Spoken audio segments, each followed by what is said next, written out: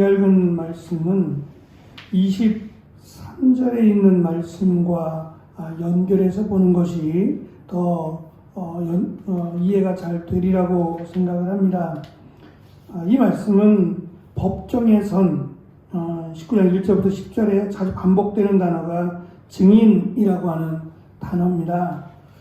이 가난한 사람이 정당한 대우를 받고 요구할 수 있는 자리에 있지 못하기 때문에 법정에 섰을 때에 특별히 그가 부자 채권자에게 변제할 능력이 없을 때 자기의 상환을 좀 연장해달라, 나 꼭 갚겠다, 지금은 여유가 없으니 조금만 자기가 갚아야 될 그 마땅한 채무를 연장해달라라고 하는 요구를 했을 때에 23절을 잠깐 보시면 18장 23절입니다. 가난한 자는 간절한 말로 구하여도 부자는 엄한 말로 대답하느니라. 다시 말하면 가난한 자가 어쩔 수 없이 갚기 싫어서 그런 것이 아니라 갚고 싶지만 갚을 수 없는 여유가 없어서 조금만 그 기간을 연장해달라라고 요구를 할지라도 부자는 단호하게, 너무도 단호하게 연장을 거부한다라고 하는 내용입니다. 설사 가난한 자의 주장이 정당하고 부자가 법을 이용하여 그를 착취했다고 해도 가난한 자는 여전히 불리한 입장에 처하게 됩니다. 심지어 그의 친구들마저 그를 버린다라고 4절, 7절은 강조해서 설명을 합니다. 우리가 읽은 말씀처럼 특히 법정에서 그를 대변하여 부자와 맞서려고 하지 않는 친구들의 모습을 설명하고 있습니다.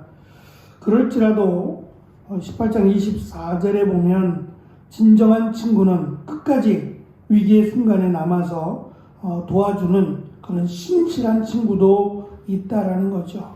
어려움을 겪을 때 그 친구가 진정한 친구인지 아니면 나에게 어떠한 이익을 얻고자 가까이 하는 친구인지를 알 수 있다는 거죠. 심지어 1절의 말씀을 보면 도덕적인 가난한 자가 비인격적인 부자보다 낫다라고 솔로몬은 강조합니다.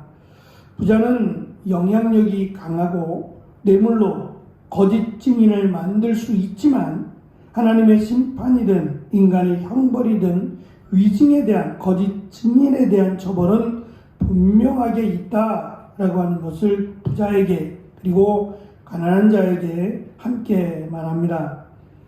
심지어 10절에 가면 전혀 공정하지 않는, 공의롭지 않은 지도자가 권력을 가지고 백성을 다스린다면 정말 암담할 겁니다. 마치 10절에 설명하는 것처럼 가난한 자가 사치하게 산다라는 것이 전혀 어울릴 수 없는 것처럼 공의롭지 못한 지도자가 권력을 가지고 백성을 다스린다라는 것은 더더욱 말도 안 되는, 그리고 많은 사람들에게 고통을 안겨주는 그러한 상황일 수밖에 없음을 솔로몬은 강조합니다. 본문에 제시하는 교훈은 세 가지입니다. 첫째는 2절에 있는 것처럼 막연한 소원은 재앙을 초래한다는 겁니다. 우리 속담에 뱁새가 황새를 따라가려면 다리가 찢어진다라고 하는 속담이 있습니다. 뱁새를 혹시 보셨나요? 뱁새가 뭐라고 설명해야 될까? 통통하면서 굉장히 귀엽게 생긴 아주 작은 새입니다. 그냥 작은 새라고 보시면 돼요. 날쌔지도 않고 그냥 약간 통통하면서 제가 보기엔 상당히 귀엽던데, 흰색도 있고 갈색도 있고 여러 가지 색은 있는데 그냥 애완용으로 키우기에 라고 하는 생각이 들 정도로 아주 작고 귀여운 새더라고요. 그런데 그에 비해서 황새는 집에서 키울 만하지 않죠. 일단 길쭉길쭉하고 또 멀리 날아가는 새이기 때문에 전혀 어울리지 않는 두 개의 새가 너무 대조가 되는 그 모습인데, 특별히 이제 이 길이가 길다 보니까, 짧고 길다 보니까 아마 이런 속담이 나오지 않았나 싶습니다. 이 뜻은 힘게 겨운 일을 하면서 억지로 하면 도리어 해만 입는다라고 하는 뜻으로, 무리하다가 오히려 더 큰 나쁜 상황을 얻을 수 있음을 의미하는 그런 속담입니다. 뜻을 품지 말라는 것이 아니라, 소원을 갖지 말라는 것이 아니라, 전혀 나와 맞지 않는, 그리고 막연한 그러한 소원이나 소망은 오히려 3절에서 있는 것처럼 자칫 하나님을 원망한다는 거예요. 내가 소망해놓고, 내가 소원을 품고 기도해놓고 그것이 응답되지 않았을 때 그냥 하나님만 원망하게 된다는 거예요. 하나님의 입장에서도 너무 막연한 소원, 너무 막연한, 마치 뱁새가 황새를 쫓아가려고 하는 것과 같은 그런, 마치 그 일확천금을 꾸는 것과 같은 그런 소원은 오히려 나에게 아무런 도움이 되지 않는다는 거예요.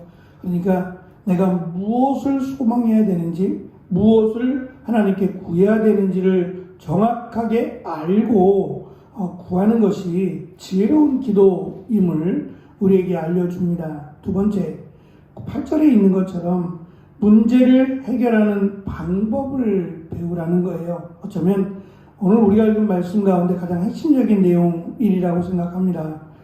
가난하다라고 하는 것은 그 가난하다라는 것 때문에 핑계가 되거나 그것이 다른 사람에게 긍휼을 구하는 그냥 당연한 것은 아니라는 겁니다. 또한 가난해서 불이익을 당하는 상황에 놓여 있더라도 포기하지 말고 지혜롭게 이 문제를 해결하기 위해서 노력해야 된다는 겁니다. 가난이 벼슬도 아니고 가난하니까 라고 하는 것이 모든 것을 덮어줄 만하지 않다는 겁니다.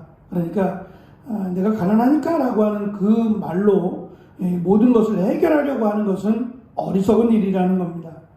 말씀드린 것처럼 마지막 세 번째는 가난한 자가 자신의 상황에 대해서 또는 자신이 소망하고 간절하게 구한 것, 이것이 너무 막연하고 이것이 마치 내가 수고하지 않고 내가 노력하지 않아도 이루어지기를 원하는 이러한 소망 때문에 하나님을 원망하지 말아야 한다는 겁니다.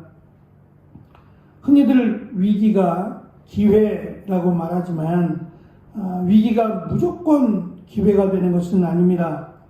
위기가 기회가 되는 것은 내가 나에게 닥쳐진 위기에 얼마나 그리고 어떻게 준비하느냐에 따라 달라집니다. 기회가 될지 아니면 그것이 나를 더 어렵게 만들지, 내가 어떠한 그 위기에 따라서 어떻게 대처하느냐가 결과가 달라진다는 거죠.